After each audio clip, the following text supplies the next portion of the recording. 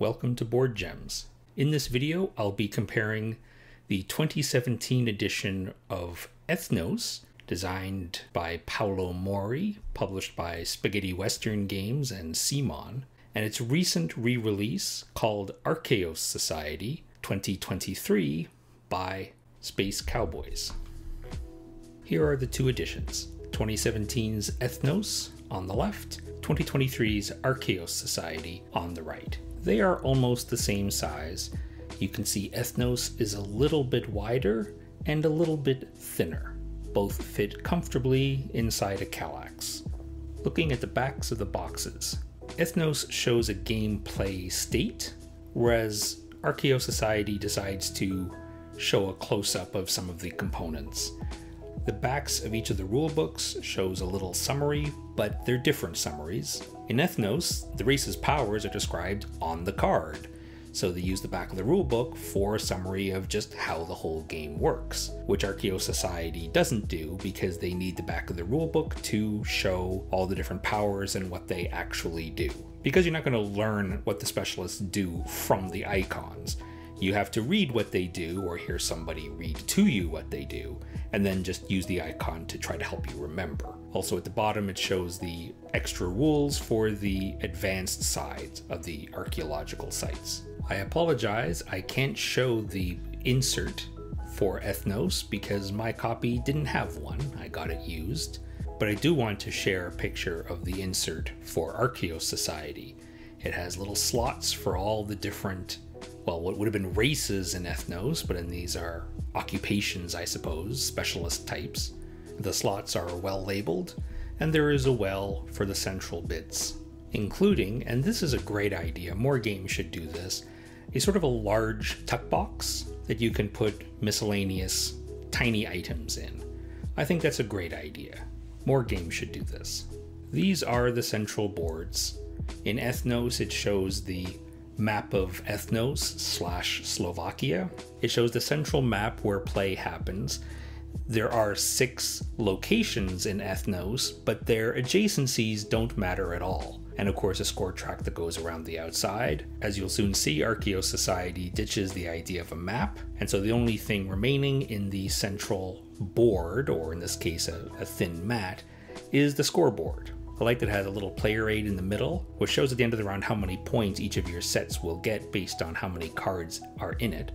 Note that these point values are a little bit lower than in the original Ethnos. The central board and regions of Ethnos have been replaced by tracks.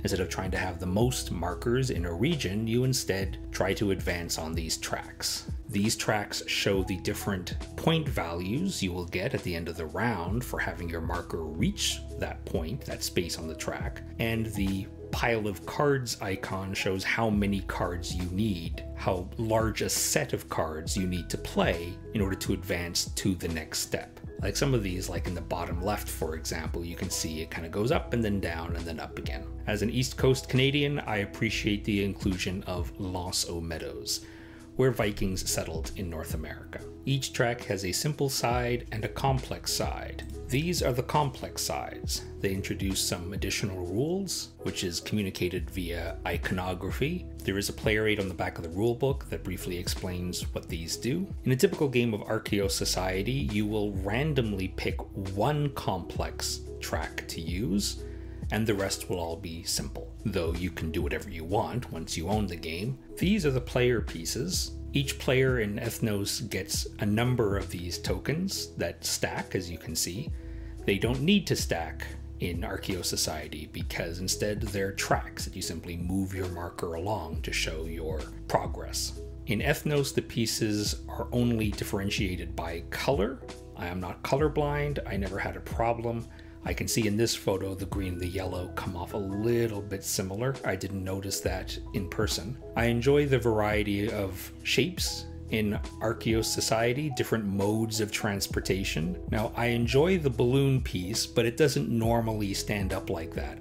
All these other pieces, you're probably going to want to stand up and literally slide them along the progress track, but the balloon is not going to stand up. Very minor point.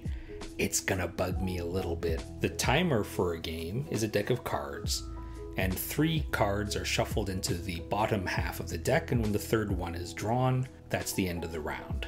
In Ethnos, they were 3 identical dragons, and in Archaeos Society, it's a see no evil, hear no evil, speak no evil monkey idol. But in particular, I wanted to show the size difference. In Ethnos, they are narrower cards, and in Archaeos Society, wider.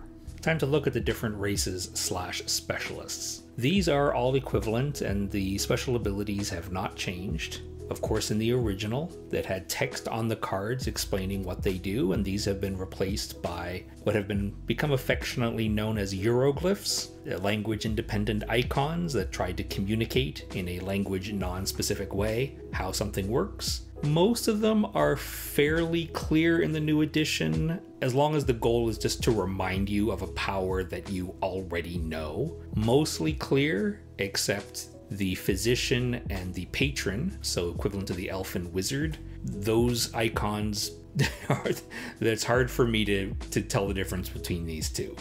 But the other ones are mostly clear. What was previously the merfolk in Ethnos is now the linguist in Archaeos Society. Still has a track, and the track in the same places gives you a bonus. Importantly, the scoring is now different. In Ethnos, the merfolk board would have different scoring options for 2 to 3 or 4 to 6 players, and importantly, they would have different values depending on what era you were in. They discarded that in Archaeos Society. Instead, in every era, it's a straight 2 points.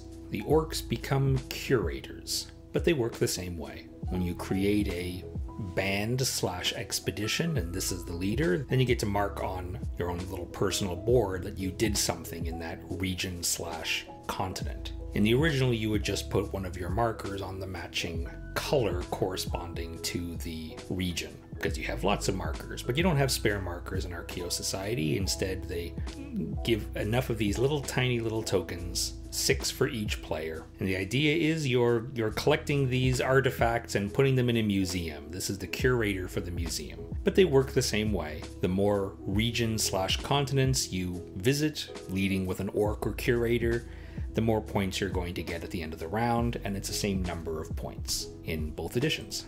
The giant is now the botanist. It works essentially the same way. Whenever you create a band with the giant leader or the botanist leader, and if it's larger than the one that already has the token, then you get to take the token from them. Although the botanist has been changed now, so instead of scoring 2, 4, and 6 depending on the round, it'll score 2 points flat in each round. And you don't have to have a larger band anymore, a larger expedition like you did with the giants.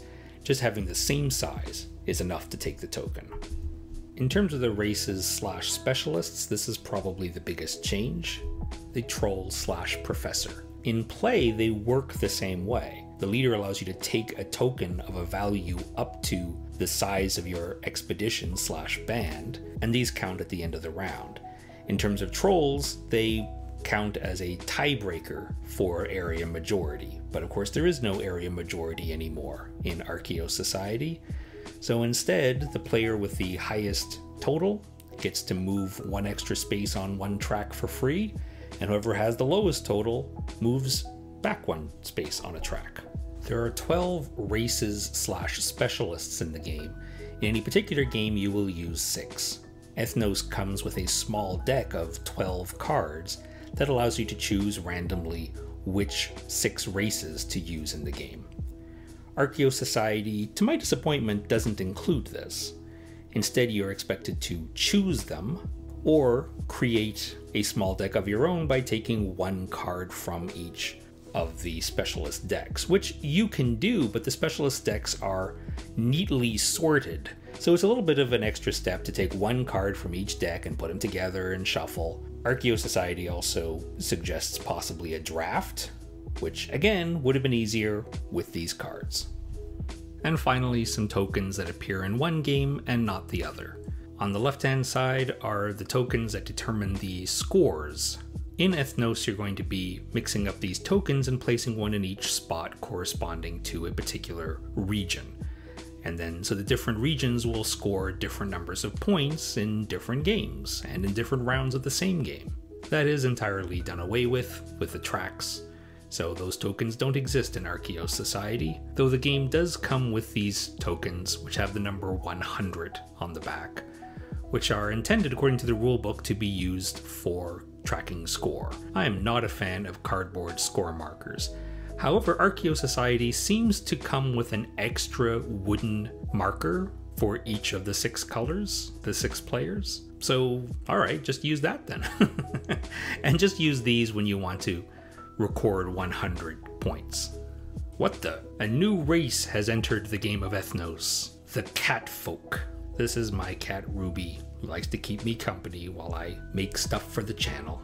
Thanks for watching. Remember, older games like Ethnos don't stop being good because newer games come out. Always nice when they get new additions though, so newer gamers can enjoy and appreciate them. Take care.